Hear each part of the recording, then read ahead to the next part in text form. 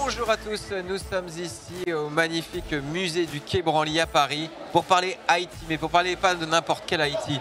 On parle horizon 2025, des tendances, des nouveautés. Et pour cela, nous sommes accompagnés des meilleurs acteurs du domaine. Et je suis avec Pierre Gégère. Bonjour. Bonjour. RSE, c'est évidemment le... Ouais, évidemment.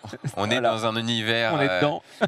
On n'est pas sur le greenwashing. Nous, on parle vraiment de vrai RSE. Le but, c'est de rencontrer des entreprises pour qu'il y ait... c'est pas juste un sujet d'actualité, mais qu'on a un véritable enjeu par rapport à ça. Quel est le point de vue de votre côté? Le point de vue d'IBM là-dessus, c'est qu'on n'a pas commencé à faire du RSE avec la mode, entre guillemets, dont vous parliez, le greenwashing, etc. C'est absolument pas l'idée.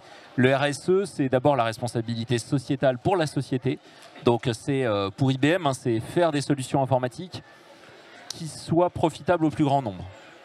Le deuxième enjeu pour IBM, c'est rendre accessible la technologie au plus grand nombre, parce que nous, on a la chance d'être dans un milieu un peu favorisé. On sait ce que c'est que l'IT. C'est pas le cas de tout le monde. Tout le monde n'a pas accès à ces technologies-là. Et il y a des programmes qu'on mène avec nos partenaires, Pitech par exemple, pour aller dans des lycées défavorisés, pour aider les gens qui n'ont pas accès à la technologie à la comprendre, à se l'approprier, pour pas que demain ils se retrouvent au banc de la société. Le troisième point, là par contre on va tomber dans le green computing. Le green computing, il y a deux enjeux. Il y a faire des programmes qui consomment moins, parce que c'est très bien d'avoir des programmes de plus en plus consommateurs, on rajoutera une VM, c'est pas grave, mais faire des programmes qui consomment moins. Le deuxième enjeu, c'est avoir des serveurs et des outils de stockage, exactement, qui, pour la même performance, consomment moins d'électricité by design par le hardware. Et là, je crois qu'on n'a plus grand-chose à démontrer sur ce sujet-là. IBM est à la pointe de tout ça. Exactement. Parfait. Le RSE, c'est un sujet d'actualité, c'est un sujet important. Bien sûr, c'est un sujet Qu'en extrêmement est-il chez Lenovo? C'est un sujet aussi que vous prenez à cœur? Absolument. Alors, je vais vous donner quelques éclairages. Donc, bien sûr, on trouve le bilan RSE de Lenovo sur les sites, mais aujourd'hui, 32 mégawatts, c'est l'électricité que Lenovo produit lui-même. D'accord. Voilà, à travers des panneaux solaires et également des éoliennes. D'accord. On produit exactement pour nos usines. Okay. Et l'objectif, c'est qu'à 2030, nous soyons quasi à 90% autosuffisants en énergie. Donc voilà là un gain tout à fait concret et appréciable.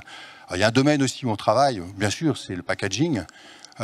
Donc là aussi, on a réduit de 3100 tonnes depuis 2008 l'ensemble du packaging que l'on pouvait faire en utilisant des cannes à sucre, du bambou et également, on en a ici, alors, on va les laisser là. On ne va pas les prendre. Non, on va pas les prendre. On va pas les donner à Lenovo. Voilà, on va pas les donner à Lenovo. Et également, on est en train de retirer tous les rubans adhésifs sur les emballages. Ce qui permet là aussi d'être plus... répondre aux contraintes environnementales.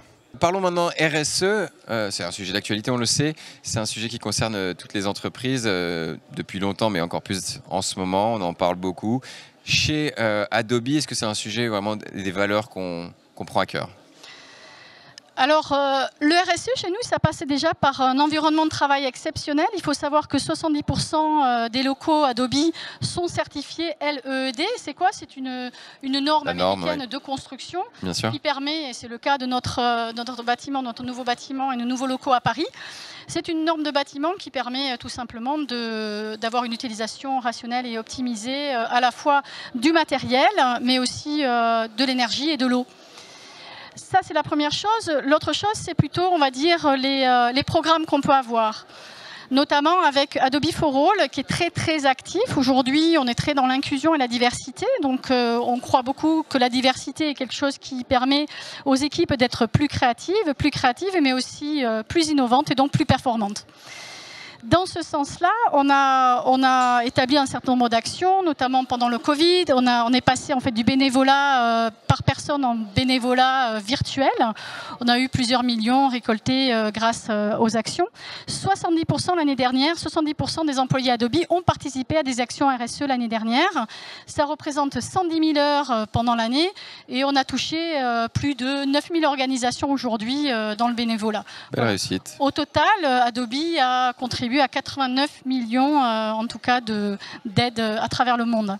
Merci à vous. Merci de nous avoir suivis. Et on se retrouve très bientôt sous ce soleil magnifique pour SCC Impulse.